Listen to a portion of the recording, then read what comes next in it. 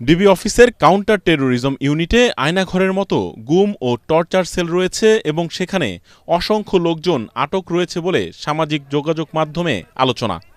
এই আলোচনায় ডিবি অফিসের সামনে জড়ো হন সাধারণ মানুষ। তাদের দাবি, গুম থাকা মানুষের অনেকেই হয়তো এখনও আটক রয়েছেন। আমরা তো জানি না, আজকে একদিন দুই দিন যাবৎ রাষ্ট্রের কোনো কর্তৃপক্ষ নেই। আমরা জানি পুলিশ সেখান থেকে চলে গেছে।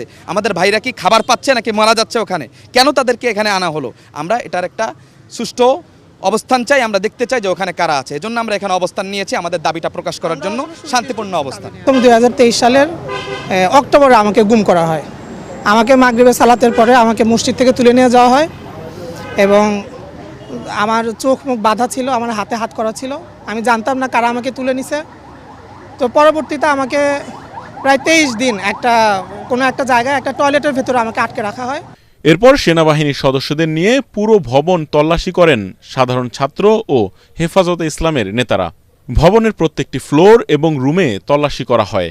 বন্দীদের যেখানে আটক রাখা হতো প্রত্যেকটি সেল ঘুরে ঘুরে দেখেন তারা।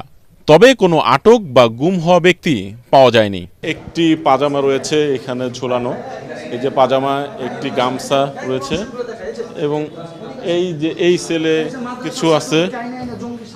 এখানে মাদ্রাসার ছাত্ররা ছিলেন। এখানে আরেকটি সেলের দিকে যাব, এখানেও ঠিক একটু এই দুইটি সেল একটু বড় অন্য সেলগুলোর চাইতে। এগুলো ফাঁকা, একদম পরিষ্কার করা, মেঝেগুলো টাইলস করা এবং এই সেলের এক পাশেই হলো বাথরুম রয়েছে। বাথরুমের এখানে আপনাদের একটু দেখানোর চেষ্টা করব।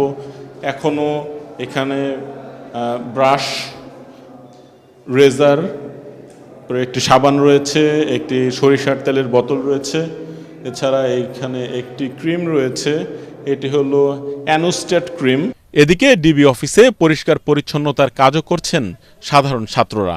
অফিসটির গেটে এবং দেয়ালে আন্দোলনের সময় বিভিন্ন লেখা মুছে নতুন গ্রাফিতির কাজ করা হচ্ছে।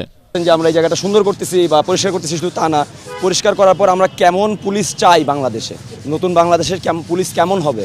তারা যে এত বছর ধরে গুম করা, খুন করা, তারপরে ইল্লিগাল অ্যারেস্ট করা, এই যে ব্যাপার স্যাপারগুলো আমরা যে আমাদের বাংলাদেশে, নতুন বাংলাদেশে চাই না। আমরা চাই যে যারা পাপী তাদের বিচার হবে।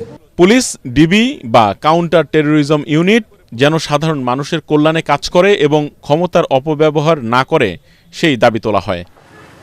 ইয়াসিন রানা, এটিএন বাংলা, ঢাকা।